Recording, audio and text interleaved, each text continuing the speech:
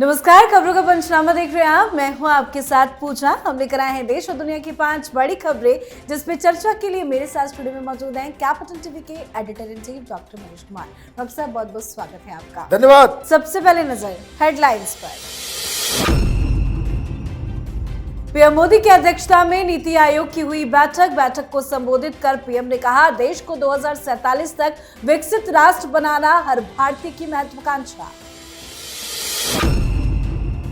नीति आयोग की बैठक को बीच में छोड़कर ही बाहर निकली ममता बनर्जी, लगाए कई गंभीर आरोपों पर बोली निर्मला सीतारमण, नहीं हुआ माइक बंद, बोलने का पूरा मौका दिया गया, झूठ बोल रही है मुख्यमंत्री ममता। अग्निवीरों के लिए खुशखबरी, एमपी यूपी समेत 5 राज्यों में भी अग्निवीरों को आरक्षण। पुलिस, पीएससी, फॉरेस्ट गार्ड भर्ती में छूट, अब तक 10 राज्यों ने रिजर्वेशन देने की घोषणा। यूपी में नहीं होगा नेतृत्व परिवर्तन, यूपी के लिए योगी ही उपयोगी, योगी आदित्यनाथ बने रहेंगे सीएम। केशव प्रसाद मौर्य की बयानबाजी से आलाकमान नाखुश।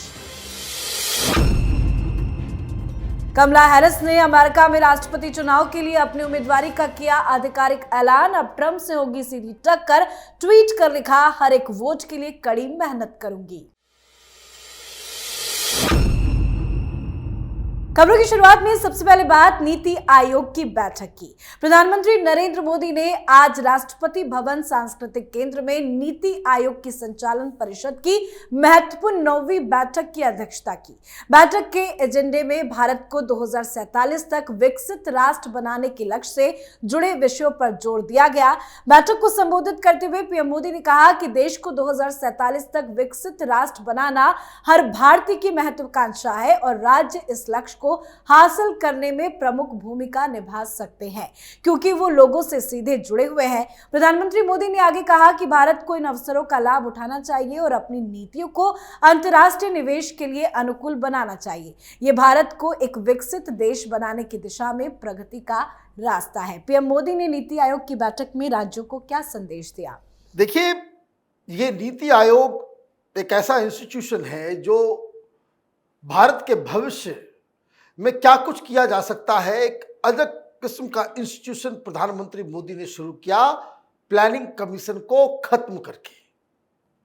अब ये विवाद का विषय है, बहुत सारे एकेडमिक डिबेट्स होते हैं कि नीति आयोग में ये नहीं होना चाहिए, ये होना चाहिए, ब्ला ब्ला। लेकिन पहले जो प्लानिंग कमीशन हुआ करता था, उसके बारे में राज्यों की हमेशा शिकायत होती थी कि वो दिल्ली के ऐसे चैम्बर में बैठ करके पूरे देश में जो की नीति बनाते हैं।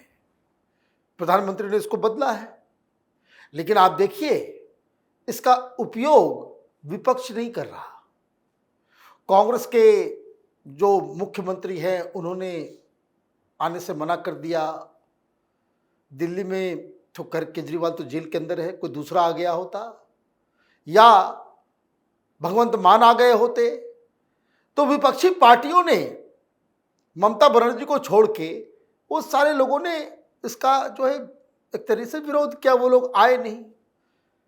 तो एक तरफ प्रधानमंत्री हैं जो देश को 2047 तक कैसे विकसित देश में परिवर्तित करना है इंडिया को, उस पर ध्यान लगा हुआ है। ये कब होगा?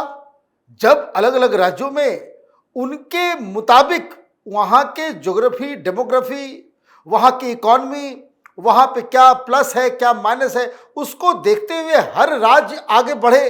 और इससे बेहतर प्लेटफॉर्म और कुछ नहीं हो सकता, जहां आप राष्ट्र के बारे में एक समग्र सोच के साथ कैसे आगे बढ़े।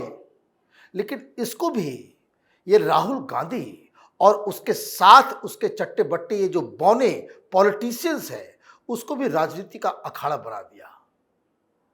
आज विपक्ष ने नीति आयोग का बहिष्कार कर बहुत ही शर्मनाक रणनीति अपनाई है। जी, तो प्रधानमंत्री मोदी ने नीति आयोग की गवर्निंग काउंसिल की 9वीं बैठक की अध्यक्षता की, पर इस बैठक में कांग्रेस राज्य के मुख्यमंत्री और कुछ विपक्ष के सीएम मौजूद नहीं रहे।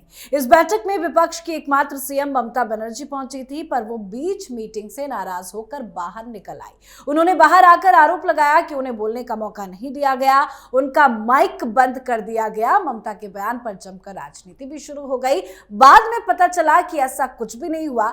वित्त मंत्री निर्मला सीतारमण ने ममता बनर्जी के आरोपों पर जवाब देते हुए कहा कि ममता बनर्जी झूठ बोल रही हैं, मुख्यमंत्री को पर्याप्त समय दिया गया था।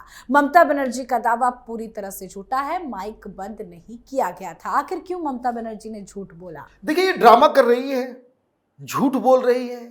विपक्ष को एक सो कहते हैं ना कि झूठ, जैसे आदमखोर जानवरों को इंसानी खून लग जाने के बाद वो इंसानों की हत्या करता है, आदमखोर बन जाता है। प्रधानमंत्री ने कहा था कि झूठ जो है लग गया है, वो इन लोगों को लगता है कि सबसे बेस्ट तरीका है।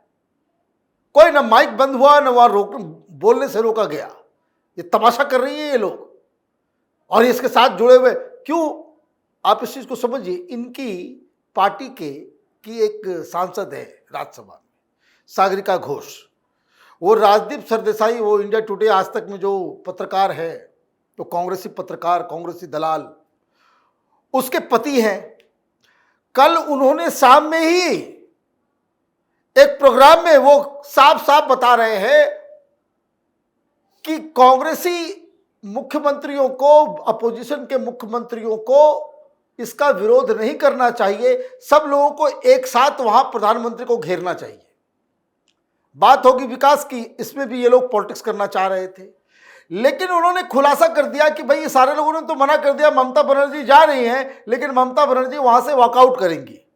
ये ऑलरेडी प्लान बना हुआ है, वहां जाकर के जो है कोहराम मचाएंगी, वॉकआउट करेंगी, बाहर आकर के प्रेस कॉन्फ्रेंस करेंगी। तो ये तो कोई बात ही नहीं हुई। जब आपने प्री डिटरमाइंड तरीके से एक टूल की तरह, एक रणनीति के तहत आप जो है नीति आयोग की बैठक में गए, बहुत ही शर्मनाक है। प्रधानमंत्री को थोड़े कठोर कदम उठाने की आवश्यकता है। ये सब जो विपक्ष के जो लीडर्स हैं, उनकी उद्दंडता वो लक्ष्मण रेखा को क्रॉस कर रही है। ये देश के लिए अच्छा नहीं है। इन नेताओं को ये लगता है कि मुसलमानों का वोट मिल जाता है, कुछ वोट बैंक इधर, कुछ जाति का वोट, कुछ इधर का वोट, हम चुनाव हारेंगे नहीं, और इसलिए जितनी गंदगी फैलानी है, जितना भी जो कह सकते हैं कि कांड करना है, वो सब कांड किए जाओ। This is very unfortunate. जी, अब बात करते हैं अग्निवीरों के लिए आई खुशखबरी की। अग्निवीरों को लेकर कई बार विपक्ष ने सरकार को घेरने की कोशिश की है, पर अब एक फैसले ने विपक्ष की बोलती बंद कर दी है।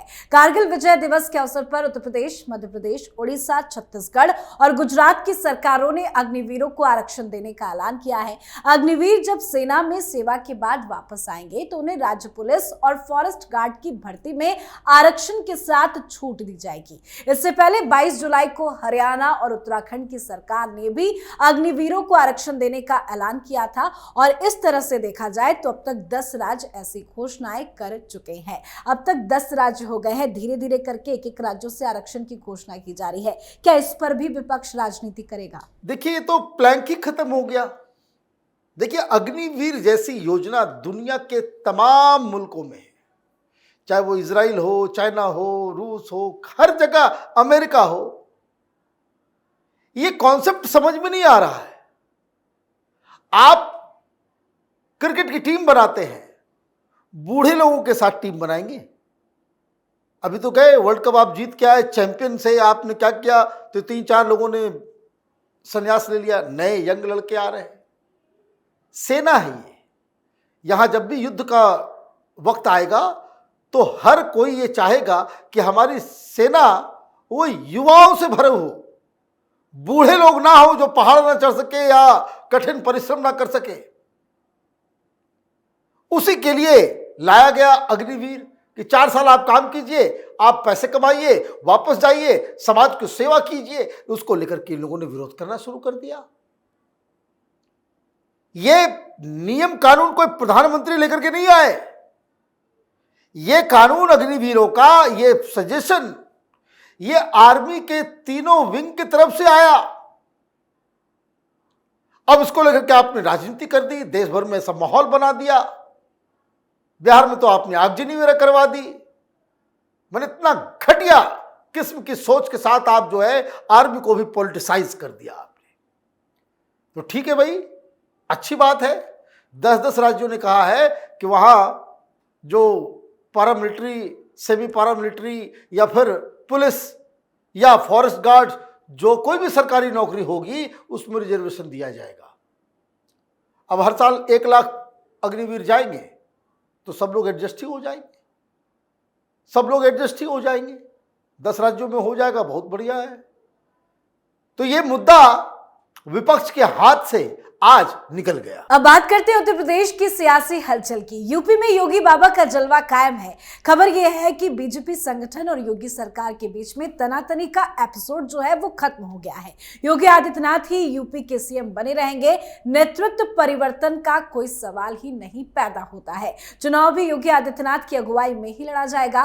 और बड़ी खबर यह भी आई है कि डिप्टी सीएम केशव प्रसाद मौर्य की बयानबाजी से केंद्रीय नेतृत्व खुश नहीं है। आलाकमान केशव प्रसाद मौर्य के बयान से काफी ज्यादा नाराज है और बताया जा रहा है कि उपचुनाव के बाद कुछ बड़ा बदलाव होगा। योगी आदित्यनाथ इन दिनों दिल्ली में हैं, ताबड़तोड़ बैठकें कर रहे हैं। योगी अब मन की बात पीएम मोदी से भी करने वाले हैं। क्या कुछ ताजा अपडेट है? देखिए, ताजा अपडेट ये है कि मुलाकात हुई है, योगी जी ने अपनी बात बताई है। एक बात तो क्लियर हो चुका कि मुख्यमंत्री के कुर्सी पे वो थे हैं और 2027 में भी योगी आदित्यनाथ के चेहरे पे ही चुनाव भारतीय जनता पार्टी लड़ेगी।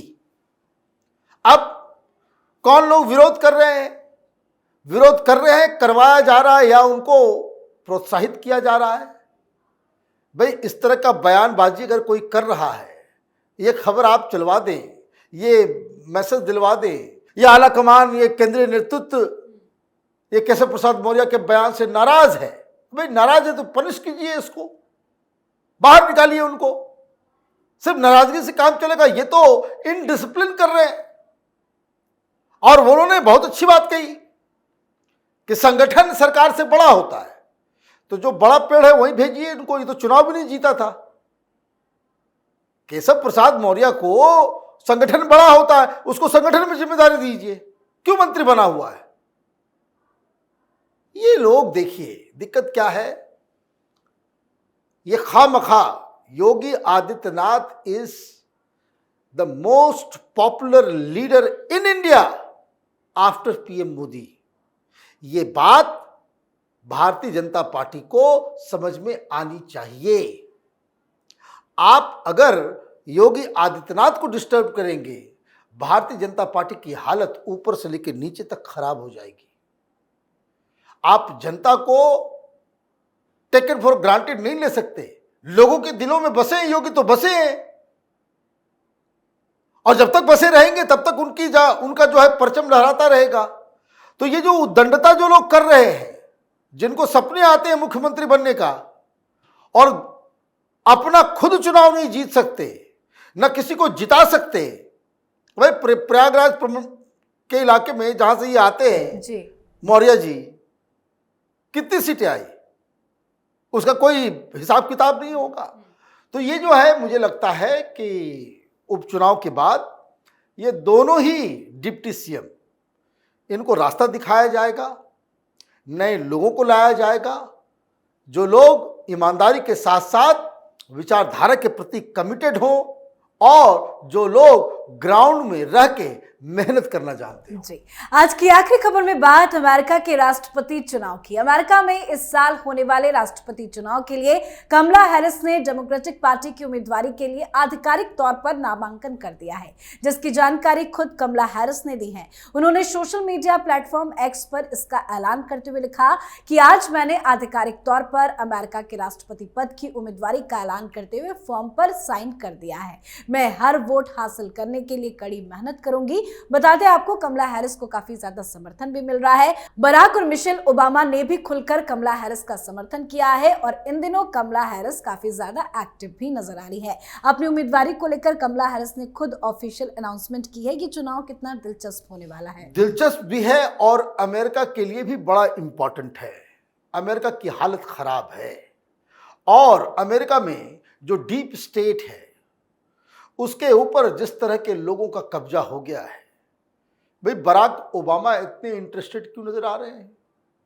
आज कमला हैरिस ने अपनी दावेदारी के बारे में आधिकारिक सूचना दी और सबसे पहले जॉर्ज सोरोस की तरफ से ऐलान किया जाता है कि डेमोक्रेसी को बचाने के लिए कमला हैरिस को जिताना जरूरी है।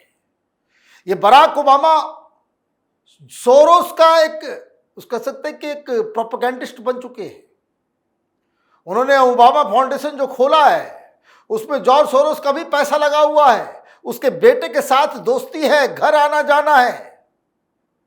तो बराक ओबामा और ये सारे लोग मिलके डोनाल्ड ट्रंप को क्यों हराना चाहते हैं? डोनाल्ड ट्रंप को इसलिए हराना चाहते हैं क्योंकि इनका जो वो चाइनीज एजेंडा, आप समझिए कि पूरा लेफ्ट लिबरल कबाल, और क्या बातचीत हो रही है। राहुल गांधी यही जॉर्ज सोरोस का चेला, ये जॉर्ज सोरोस के साथ मिलकर राहुल गांधी ने भी हिंदुस्तान के अंदर में अफवाह गैंग तैयार करके सोशल मीडिया को इन्फ्लुएंस करके तमाशा किया था। यहां तो जॉर्ज सोरोस गैंग और राहुल गांधी गैंग के साथ मीडिया नहीं है, अमेरिका में तो मीडिया भी उनके साथ है। क्या कह रहे हैं? वही सारी बातें जो मोदी के खिलाफ यहां कि ये आखिरी चुनाव होगा, डेमोक्रेसी खतरे में है, डेमोक्रेसी को बचाने के लिए, संविधान को बचाने के लिए, अमेरिका में भी संविधान खतरे में आ गया है। ये जहां जहां ये चंपू लोग पहुंचते हैं वहां संविधान खतरे में आ जाता है। तो ये इसलिए भी इंपॉर्टेंट है, अमेरिका को ये तय करना पड़ेगा कि ये इस तरह के लोग जो उपद्रवी हैं, जो पर्दे के पीछे रहकर सत्ता के जरिए पूरी दुनिया में हिंसा भड़काने का काम करते हैं और पूरे जियो पॉलिटिक्स को इन लोगों ने तबाह बर्बाद कर रखा है, उनके हाथों की कठपुतली बनेगा अमेरिका, या फिर अपने नेशनल इंटरेस्ट में एक नई सरकार बनाएगा। जी, बहुत बहुत धन्यवाद सर बातचीत के लिए। धन्यवाद। खबरों का पंचनामा में आज के लिए फिलहाल इतना ही। देश विदेश की बाकी खबरों और उनके सटीक एनालिसिस के लिए देखते रहिए कैपिटल टीवी। हमें लाइक कीजिए, शेयर कीजिए और कैपिटल टीवी को सब्सक्राइब कीजिए। नमस्कार।